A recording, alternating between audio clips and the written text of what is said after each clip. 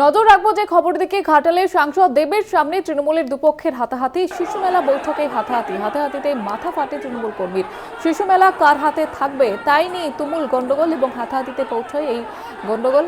শিশু মেলা বৈঠকে হাতাহাতি পরিস্থিতি তৈরি হয়। আপনারা দেখতে পাচ্ছেন সেই ছবি, সাংসদ দেবের সামনেই এই পরিস্থিতি তৈরি হয়।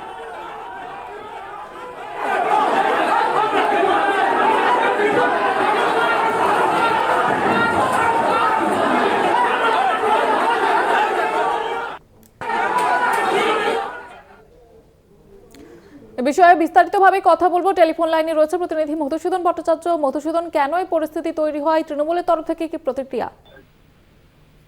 একদমই দেখো জুবিতা, কয়েকদিন আগেই ঘাটালের প্রাক্তন বিধায়ক তৃণমূলের শঙ্কর দোলই তিনি ঘাটাল শিশু মেলা ও উৎসব নিয়ে একটি বৈঠক করেন, সেখানে একটি কমিটিও গঠন করেন। অপরদিকে যেটা আমরা খবর পাচ্ছিলাম যে 28 নভেম্বর ঘাটালের সাংসদ দীপক অধিকারী তিনি নিজের উপস্থিত থাকবেন, উপস্থিত থেকে ওই অরবিন্দ স্টেডিয়ামে একটি কমিটি গঠন করবে বলে যেটা আমরা সূত্রমারফত জানতে পেরেছিলাম। তবে সেই বৈঠকের পরেই কিন্তু আজ ঘাটালের সাংসদ দীপক অধিকারী তিনি ওই অরবিন্দ স্টেডিয়ামে পৌঁছতেই ঘাটাল যে প্রাক্তন বিধায়ক তৃণমূলের শঙ্কর দোলই, পাশাপাশি আরো যে বেশ কয়েকজন ঘাটালের সাংসদ প্রতিনিধি রামপদ মান্না ও অপর যে এই তৃণমূলের দুই গোষ্ঠীর মধ্যে কিন্তু রীতিমতো হাতাহাতি পরিস্থিতির সৃষ্টি হয়। সেই অরবিন্দ স্টেডিয়ামের মধ্যেই উপস্থিত ছিলেন ঘাটালের সাংসদ দীপক অধিকারী তথা অভিনেতা দেবের সামনে এই হাতাহাতি। তার পরে কিন্তু ওই হল ছেড়ে বেরিয়ে যান ঘাটালের সাংসদ দেব।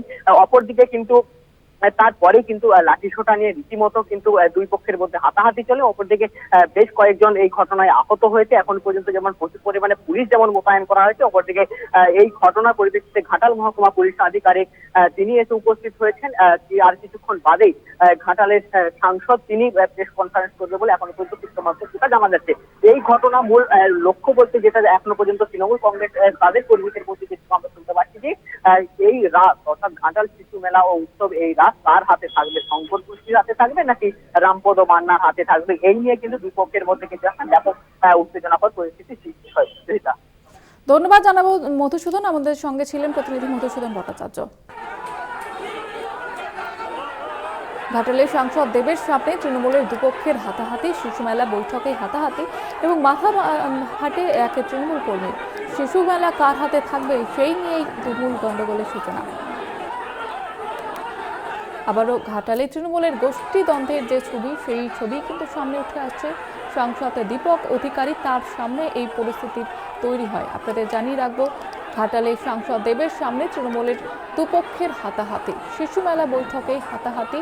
শিশু মেলা কার হাতে থাকবে, কার দখলে থাকবে সেই নিয়ে কিন্তু এই গন্ডগোলের সূচনা হয় এবং এই পরিস্থিতি তৈরি হয়। সেখানে পৌঁছে যায় পুলিশ আধিকারিকরা।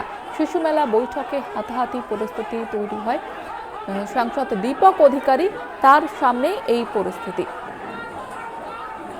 আমাদের সঙ্গে টেলিফোন লাইনে রয়েছেন বিজেপি নেতা সজল ঘোষ। সজল বাবু, এবার ঘাটালে যে ছবি লক্ষ্য করা যাচ্ছে, তৃণমূলের গোষ্ঠীদ্বন্দ্ব আবারও প্রকাশ্যে, সেখানে শিশু মেলা কার হাতে থাকবে সেই নিয়ে এই দ্বন্দ্ব, কি বলবেন?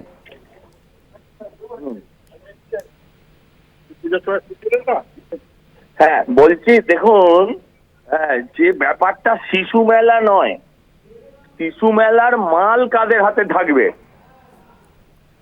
লড়াইটা হচ্ছে শিশু মেলাকে নিয়ে। শিশু মেলার মাল কাদের হাতে থাকবে, এদের যা চেহারা আজকে আমরা টিভিতে দেখলাম, তাতে তো আর কোনো শিশুর বাবা মা ওই শিশু মেলায় বাচ্চাদের পাঠাবে না। আসলে ঘটনা হচ্ছে, দেখবেন আপনারা যে আগে শীতকালের দিকে কলকাতায় হতো অজন্তা সার্কাস, ইলোরা সার্কাস, তারপরে জাম্বো সার্কাস, এখন হচ্ছে তৃণমূল সার্কাস। এখন তৃণমূল সার্কাস। গ্রামে এখনো মুরগি লড়াইটা ওঠেনি, তো অত ভালো মুরগিও আর সেই লড়াই করার মতন আসিল মুরগি এখন আর পাওয়া যায় না। এখন আমরা তৃণমূলের লড়াই দেখছি, সেটা বেশ ভালো লাগছে। মানে এটা দল না চিড়িয়াখানা, সত্যি বোঝা মুশকিল। ধন্যবাদ জানাবো আপনাকে। বিজেপি নেতা সজল ঘোষ আমাদের সঙ্গে ছিলেন।